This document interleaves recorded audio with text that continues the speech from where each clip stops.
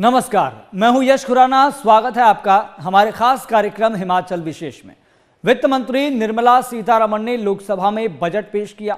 उन्होंने कहा कि हम आर्थिक विकास की ओर देख रहे हैं, ये देश की आकांक्षाओं का बजट है।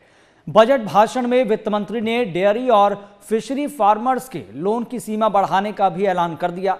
इसके अलावा एमएसएमई सेक्टर का क्रेडिट कवर बढ़ाने पर भी जोर दिया गया, ऐलान किया गया। वहीं बजट में इनकम टैक्स पेयर्स को बड़ी राहत मिली है। अब नौकरी पेशा लोगों को नई टैक्स रिजीम के तहत 12 लाख तक की सालाना इनकम पर कोई टैक्स नहीं देना होगा।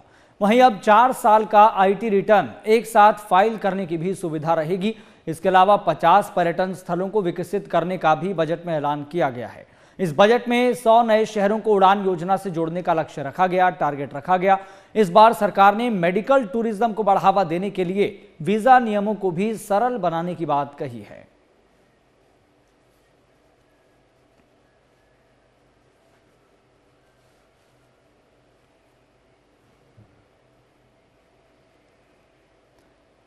और चलिए, हमारे संवाददाता सुनील परमार इस खबर पर लाइव हमारे साथ जुड़ गए हैं, उनका हम सीधा रुख करेंगे। सुनील जी, स्वाभाविक है कि अलग अलग प्रदेश के लोग अपने अपने तरीके से कैलकुलेट कर रहे हैं, आकलन कर रहे हैं कि उनके प्रदेश के लोगों को क्या मिला है। ठीक इसी तरह से हिमाचल वासी भी सवाल पूछ रहे होंगे कि इस आम बजट से, केंद्रीय बजट 2025-26 से हिमाचल प्रदेश को क्या मिला है, क्योंकि हिमाचल प्रदेश की इकोनॉमी तो टूरिज्म बेस्ड है। क्या कुछ झलक दिखाई दे रही है केंद्रीय बजट में हिमाचल प्रदेश के लिए?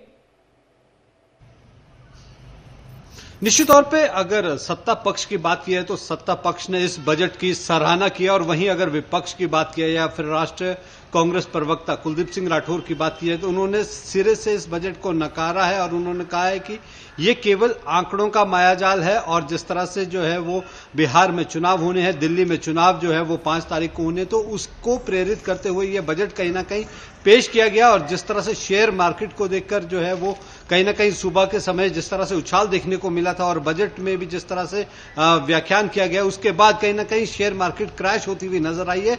तो उन्होंने साफ तौर पर कहा है कि हिमाचल के साथ एक बार फिर से सौतेला व्यवहार हुआ है, छल हुआ है, उनका साफ तौर पे कहना है। और जिस तरह से ये कहा गया था कि हिमाचल प्रदेश में जो है वो 128 पर्यटक स्थलों को विकसित किया जाएगा, तो उसमें भी उन्होंने ये कहा है कि वो पूरे देश से चिन्हित की जाएंगी, और जहां भी पर्यटक स्थल चुने जाएंगे उसमें पर्वतीय क्षेत्रों के लिए कुछ विशेष राहत नहीं दी गई है। हालांकि कर्मचारी वर्ग काफी उत्साहित इस बजट से दिख रहा है, क्योंकि जिस तरह से यहाँ पे स्लैब और टैक्सेशन में जो रिबेट दी गई है उसको लेकर, और यदि बात की जाए जिस तरह से जो अन्य जो यहाँ पे घोषणाएं की गई है उससे कर्मचारी वर्ग तो काफी संतुष्ट नजर आ रहा है। लेकिन बाकी अगर बात की जाए बागवानों की तो उनके भी कई सवाल हैं, और जिस तरह से एमएसपी के लेकर जो है वो बात की जा रही थी, बागवानों को एक उम्मीद थी कि हिमाचल प्रदेश के किसान प्रधान बागवानों के लिए जो है वो कुछ विशेष पैकेज यहाँ पे दिया जाएगा। और जिस तरह से पर्वतीय क्षेत्रों की श्रेणी में अगर जिस तरह से देखते हैं, और जिस तरह से हिमाचल प्रदेश में प्राकृतिक आपदा आई थी उसके चलते भी जो है वो कहीं ना कहीं प्रदेश को उम्मीद थी कि आर्थिक पैकेज की घोषणा जो है वो यहाँ कहीं ना कहीं बजट के माध्यम से होगी। लेकिन निश्चित तौर पे यही कहा जा रहा है, सरकारों द्वारा विभिन्न जो है यहाँ पे आंकलन किए जा रहे हैं। सत्ता पक्ष की ओर से ये कहा जा रहा है कि आंकड़ों का मायाजाल है। विपक्ष इस बजट को सराहनीय मान रहा है, क्योंकि जिस तरह से स्टार्टअप योजना की यहाँ पे बात की गई, या फिर जिस तरह से मिनिमम सपोर्ट प्राइस के लेकर बात की गई, या फिर जिस तरह से महिलाओं को जो है वो विभिन्न श्रेणियों में रोजगार देने की बात की गई, तो निश्चित तौर पर अब देखने होगा कि जिस तरह से इस बजट में काफी कुछ दिया गया। हालांकि हिमाचल प्रदेश जो है वो कहीं ना कहीं कुल मिलाकर माना जाए तो निराशाजनक इस बजट को मान रहा है, क्योंकि रेलवे का भी बजट आना बाकी है। तो उसमें देखना होगा कि जिस तरह से हिमाचल प्रदेश में भानुपल्ली रेल लाइन की बात की जाए या फिर चंडीगढ़ बद्दी रेल लाइन की बात की जाए, उसको लेकर क्या कुछ हिमाचल प्रदेश को सौगात मिलेगी। और जी सुनील जी, क्या इस पूरे आम बजट पर, केंद्रीय बजट पर सीएम सुक्खू की प्रतिक्रिया सामने आई है? और दूसरा पॉइंट ये, जो बागवान किसानों का जो कार्टन का मुद्दा था सेब का, क्या वो सुलझा है?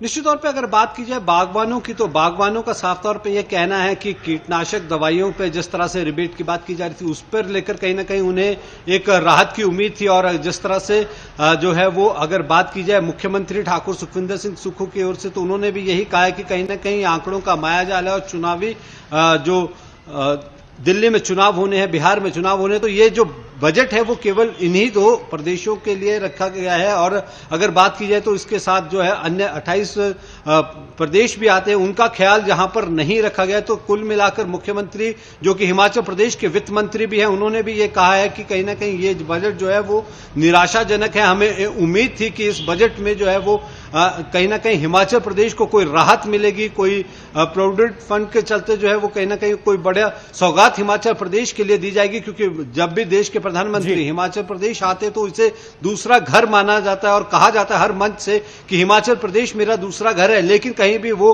बजट के माध्यम से दिखाई नहीं दे रहा है। तो इसको लेकर उन्होंने साफ तौर पे कहा है कि ये काफी निराशाजनक बजट रहा है और केवल आंकड़ों का मायाजाल है और चुनाव जीतने के लिए जो है वो इस तरह का बजट जो है वो पेश किया गया है। जी चलिए सुनील जी, बहुत बहुत शुक्रिया फिलहाल जानकारी देने के लिए, बातचीत करने के लिए।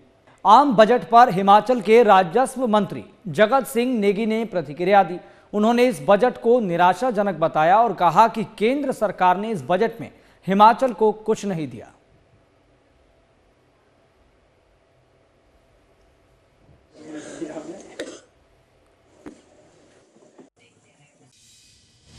बात करें कि एप्पल की जो मैं बात कर रहा था, मोदी जी ने वादा किया था कि जो है एप्पल का जो इंपोर्ट हो रहा है उसके ऊपर ड्यूटी ज़्यादा लगाएंगे, परंतु इनके राज में जहां पर 75% ड्यूटी एप्पल के लिए लगता था बाहर से आने वाले, उसमें इन्होंने जो है उसको कम करके 50% कर दिया। और अभी जो है हमारी उम्मीद थी कि उसको बढ़ाएंगे ताकि कोई 34 देशों से आज जो एप्पल जो है इंपोर्ट हो रहा है उसके ऊपर थोड़ा रोक लगे और हिमाचल, जम्मू कश्मीर और उत्तराखंड के जो यहाँ पर सेब के बागवान हैं उनको कुछ राहत मिले। तो इसमें तो कुछ भी राहत नहीं मिला है। तो ये वाकई जो है एक निराशाजनक बजट जो है केंद्र की मोदी सरकार ने पेश किया है। और जो थोड़ा बहुत जो कहीं फायदा दिख रहा है वो भी केवल दिल्ली के चुनाव को ध्यान में रखकर लोगों को अपनी ओर रुझान के लिए किया है। बीजेपी अध्यक्ष और केंद्रीय मंत्री जेपी नड्डा ने बजट को लेकर अपनी प्रतिक्रिया दी। उन्होंने कहा कि बजट से देश का विकास होगा। बजट में सभी वर्गों का ध्यान रखा गया है। श्रीमती निर्मला सीतारमण जी ने रखा है वह बजट बहुत ही संतुलित, ऑल इंक्लूसिव और विकास को बढ़ावा देने वाला बजट है। यह बजट विकसित भारत के संकल्प को गति देने वाला बजट है। इस बजट में गरीब और किसान का कल्याण है, वंचितों का सम्मान है और नारी शक्ति और मध्यम वर्ग का उत्थान समाहित है। हमारा बजट इस प्रकार से कहा जाए तो यह आम व्यक्ति का बजट है, सिटीजन सेंट्रिक बजट है। ऐसे सर्वस्पर्शी और हर क्षेत्र के विकास को गति देने के लिए समर्पित बजट के लिए मैं आदरणीय प्रधानमंत्री श्री नरेंद्र मोदी जी का हार्दिक अभिनंदन करता हूं। वित्त मंत्री श्रीमती निर्मला सीतारमण जी एवं उनकी पूरी टीम को अपने पार्टी के करोड़ों करोड़ों कार्यकर्ताओं की ओर से हार्दिक बधाई देता हूं। है हिमाचल बीजेपी के पूर्व प्रदेश अध्यक्ष और ऊना सदर से बीजेपी विधायक सतपाल सिंह सत्ती ने आम बजट को लेकर अपनी बात रखी है, प्रतिक्रिया दी है। उन्होंने कहा कि इस बजट में सभी वर्गों का ध्यान रखा गया और इस बजट से देश की विकास की दिशा और तेज होगी, आगे बढ़ेगी।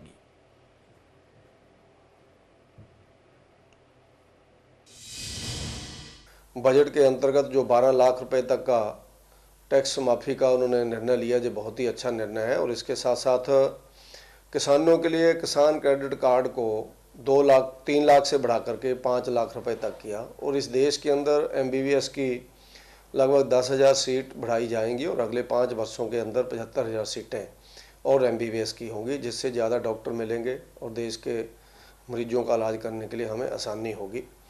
आर्टिफिशियल इंटेलिजेंस जो बहुत ही महत्वपूर्ण विषय है, उसमें भी करोड़ों रुपया आगे आने वाले टाइम के लिए इन्वेस्ट करने के लिए, खर्चने के लिए रखा गया है। SC ST वुमेन एंटरप्रेन्योर के लगभग 5 लाख महिलाएं ऐसी तैयार की जाएंगी जिनको 2 करोड़ रुपए तक का लोन दिया जा सकता है, ताकि वो अपना कोई बिजनेस शुरू कर सके, अपने बच्चों की नौकरी की चिंता न करते उनको एक नौकरी देने वाला बनाए। तो ये बहुत अच्छा निर्णय बजट के अंदर लिया गया। और जल जीवन मिशन, हर घर में पानी पहुंचे, हर घर के अंदर नलका पहुंचे, 2028 तक इनको आगे बढ़ाया गया है। टूरिज्म, अर्बन और रूरल डेवलपमेंट के लिए बहुत बड़ा बजट रखा गया है। देश के अंदर शिक्षा का विस्तार हो, शिक्षा अच्छी मिले लोगों को, तो इसके लिए लगभग 50,000 करोड़ रुपए का बजट अलग अलग मदों के अंदर रखा गया है। लाइफ सेविंग ड्रग्स, आजकल आप जानते हैं कि अलग अलग दवाइयाँ अलग अलग बीमारियों के कारण लोगों को लेनी पड़ती हैं। 36 ऐसी लाइफ सेविंग ड्रग्स हैं जिनको टैक्स मुक्त किया गया है। पूर्व विधायक सतपाल रायजादा ने भी केंद्र सरकार के बजट को लेकर अपनी प्रतिक्रिया दी है। उन्होंने कहा, केंद्रीय बजट में हिमाचल प्रदेश को कुछ नहीं मिला। हमें बजट से काफी उम्मीदें थी, लेकिन बजट में कुछ खास नहीं मिला।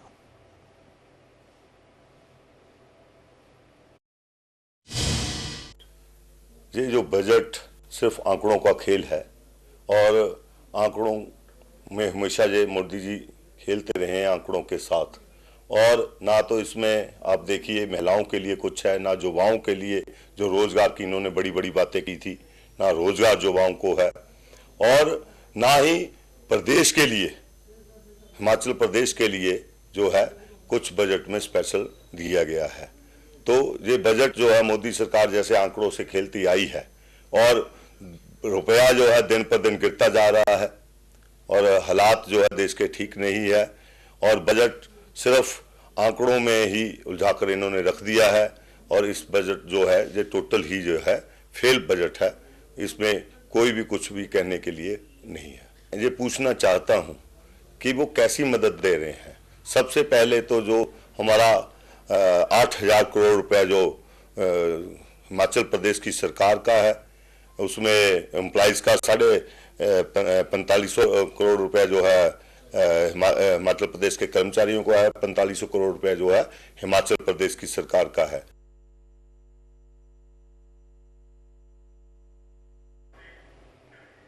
और चलिए एक और छोटा सा ब्रेक ले रहे हैं, जल्द हाजिर होंगे।